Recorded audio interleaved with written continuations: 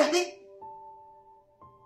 tous les pasteurs des églises hollywoodiennes là, les églises, vous voyez les lumières, vert, rouge, bleu, blanc, de toutes les couleurs. On aurait dit, enfin même pas on aurait, mais c'est une boîte de nuit.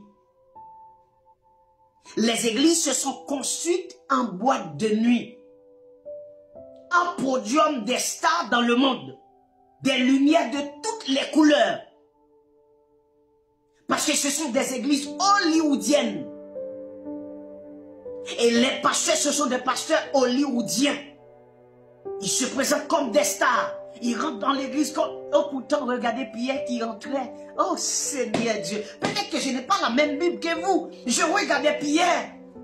Pierre qui quittait la prison. Être sous la haute protection divine. Sous la haute protection de l'Esprit de Dieu. Sous la haute protection. Toute puissante de Dieu. Malgré cela, lorsque Pierre se rendait dans le lieu où l'église se réunissait d'habitude, Pierre frappait à la porte. Toc, toc, toc, toc. Rhodes est venue à la porte et regardait. Elle a bien vu que c'était Pierre. Mais ils avaient tellement peur. Parce qu'ils adoraient la porte fermée. Parce qu'ils étaient persécutés. Parce qu'ils étaient dans le tourment. Parce que ce n'était pas la bonne vie. J'entends des pasteurs qui parlent de succès, de gloire, de richesse. Mais vous êtes tous des voleurs. Il n'y a pas de gloire. Il n'y a pas de succès ni de richesse. Dans l'évangélisation, dans l'annoncement de la bonne nouvelle de Jésus-Christ. Parce que autrement les apôtres n'auraient pas été pauvres. Les églises n'auraient pas été pauvres. Mais vous parlez de richesse, de gloire. Mais vous lisez quelle Bible? Et tous les pasteurs, les faux pasteurs ont la folie de transformer leur podium, comme on a leur chair, en podium ou en boîte de nuit. Lumière de toutes les couleurs, un grand écran dans le mur. Vous empêchez les gens de lire leur Bible. Vous empêchez les gens d'examiner, de lire. Tout le monde, ils ont leur Bible sur les téléphones portables. Donc ils n'ont pas le temps de méditer, même de noter quoi que ce soit. C'est pour ça que vous êtes devenus des chrétiens idiots. Soi-disant chrétiens. Vous êtes aveugles. Vous allez être bénis. Mais c'est un menteur. Quand un pasteur vous dit que vous allez être bénis, ce pasteur-là, il faut... Franchement. Non, mais ce n'est pas possible. Un pasteur vous dit que si vous payez la dîme, vous allez être béni. Vous êtes là pour être béni. Oh, le Seigneur va vous bénir. Mais vous ne vous posez pas la question, pourquoi c'est le pasteur qui est riche? Pourquoi c'est lui qui est riche? C'est lui qui est toujours riche. C'est lui la plus belle voiture, belle maison. Le mec, il était pauvre, il est devenu riche. Il a sa maison, il a ses projets. Ses enfants, c'est dans de grandes écoles.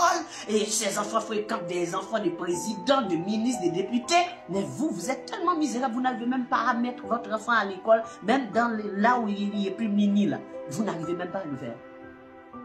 Et tout le temps, on vous dit que vous allez être riche, vous êtes content. Oh, alléluia, l'homme de Dieu a prononcé sur ma vie. Oh, il a dit que je vais être riche. Oh oui, Et vous croyez vraiment dans un menteur? Donc, vous allez être riche pendant ce temps. Mais attends, lui-même, il ne veut pas être riche, lui. Donc, il prêche un message qui est pour vous. Mais ce message n'est pas pour lui, ni pour sa famille. Parce que lui, il sait qu'il doit travailler pour avoir de l'argent. Il sait qu'il doit travailler et lui, son travail, c'est de vous zombifier, de vous mystifier, de vous enfumer et puis ensuite vous égorger. Et ça a bien réussi. Regardez comment ils sont riches. Tous les pasteurs, comme par hasard, tous les pasteurs sont riches. Moi, dans ma Bible, je vais vous prouver clairement, tous les apôtres étaient pauvres. Et un pasteur qui est un vrai pasteur, il doit être le plus pauvre de l'église. Si ton pasteur est plus riche que tout le monde dans l'église, ce n'est pas normal. Il ne prêche pas la Bible. Parce qu'il ne peut pas être celui qui a tout, qui possède l'argent, celui qui a tous les moyens. Il a accès au président, accès au premier ministre, accès aux députés, aux sénateurs, des footballeurs et des gens qui ont beaucoup d'argent. Parce qu'ils ont une sorte d'attirant. Je ne sais pas. C'est comme si ces pasteurs n'attirent pas les pauvres. Or, Jésus-Christ attirait les pauvres. Et ils attirent les riches. Pourquoi? Parce que quand un ministre arrive, il va faire une offrande de combien? De 50 000, de 100 000, de 500 000, de... Vous voyez? Mais un pauvre, quand il vient, il va faire quoi? Il n'a rien du tout, on doit lui donner. Donc vous pensez que le pasteur va remplir son église avec des pauvres qui ne peuvent même pas contribuer pour soutenir son ministère? Parce que ces pasteurs vous disent tout le temps, supportez mon ministère. Zèle Kachak, bande de voleurs, vous avez vu ça où? Depuis quand les apôtres demandaient à soi, vous êtes tous des faux pasteurs.